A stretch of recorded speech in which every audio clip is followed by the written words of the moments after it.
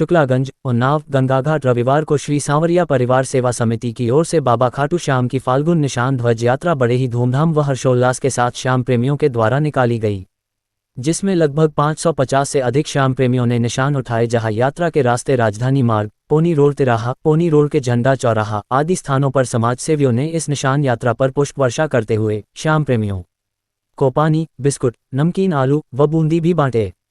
यह यात्रा गोपीनाथपुरम से धोबीन पुलिया, राजधानी मार्ग, पोनी रोड होते हुए श्रीनगर स्थित प्राचीन खाटू श्याम मंदिर में श्याम भक्तों द्वारा बाबा को निशान अर्पण कर संपन्न हुई।